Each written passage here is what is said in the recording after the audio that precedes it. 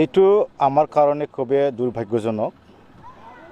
গোবিন্দ বসুমতারি আমারে জ্যেষ্ঠ NDB founder leader তেখেতে আজি তারিখত আমি কব পারো আমার এনডিবির যেটো সংবিধান এই সংবিধানটো গোবিন্দ বসুমতারি রচনা করেছিল। কিন্তু গোবিন্দ বসুমতারি এই সংবিধানটো রচনা করার যেটো এই ক্ষেত্ৰত আমি কোনটো যুক্তিত তেখেতে ক'লা কি এনডিবিয়ে 4 লাখৰ কাৰণে হাতিয়াৰ ধৰিছিলে, কিন্তু সংবিধানতো এনেকৈ লিখা নাই। ইয়াৰ কাৰণে আমি ক'ব গোবিন্দ বসুমতাৰী মানে আমাৰ এক্স এনডিবিক অপমান কৰিছে। এনডিবিৰ দীৰ্ঘদিনীয়া সহস্ৰ সংগ্ৰাম কৰা শ্বহীদসকলক অপমান কৰিছে। ইয়াৰ কাৰণে আমি ধিক্কাৰ দিছোঁ আৰু হয়তো কালি গোবিন্দ বসুমতাৰী এগেইনষ্টত এক্স এনডিবিয়ে এটা বহুত ডাঙৰ এটা প্ৰগ্ৰাম লোৱা এটা সম্ভাৱনা আছে। যেহেতু একালতে নিজে গতিকে এই ক্ষেত্ৰত এই ধৰণৰ মন্তব্য কি বুজাব বিচাৰিছে?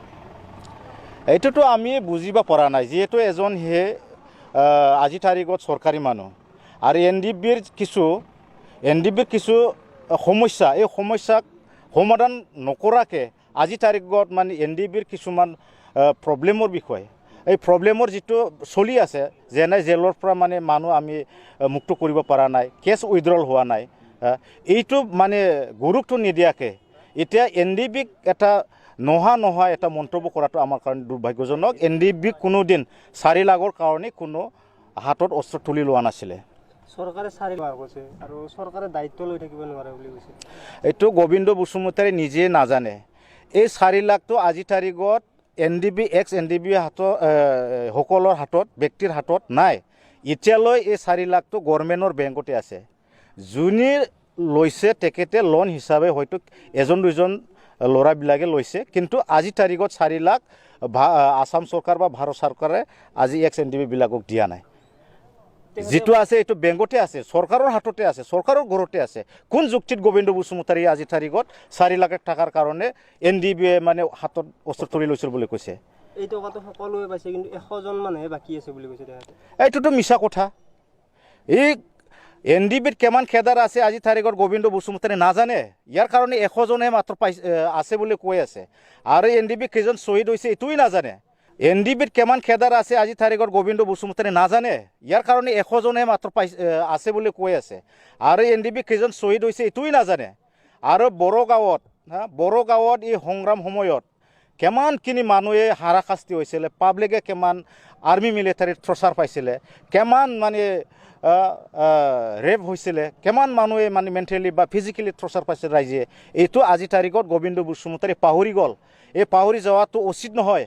আজি তাৰিখত হে আসাম চৰকাৰৰ এজন এছেম্বলিত বিধায়ক হৈ আছে, BTCৰো মানে এজন কি বুলি কয় ডেপুটি চিফ হৈ আছে।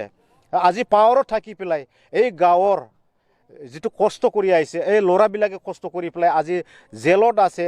আজি মাহে মাহে মানে কোৰ্টত যাই থাকিব লাগে, কেছ উইথড্ৰল হোৱা নাই। এই কথাক পাহৰি পেলাই আজি গোবিন্দ বসুমতাৰী এক্স এনডিবিৰ ওপৰত এনেকা মানে তুলুঙা মন্তব্য দিয়াটো আমাৰ এনডিবিৰ কাৰণে এক্স এনডিবিৰ কাৰণে বহুত দুৰ্ভাগ্যজনক। এইটো কেনেকৈ হ'ব? এইটোতো একো সমস্যা সমাধান হোৱা নাই। আজি তাৰিখত এটাও কেছ শেষ হোৱা নাই।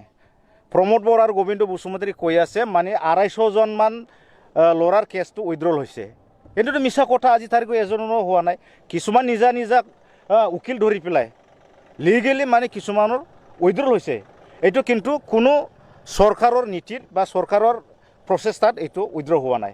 আৰু তেখেতসকলে এনডিবিবিলাকক এক্স এনডিবি সকলক মানে জবৰ কথা কৈছিলে, কিন্তু আজি তাৰিখত এইটো একো কাম কৰা নাই।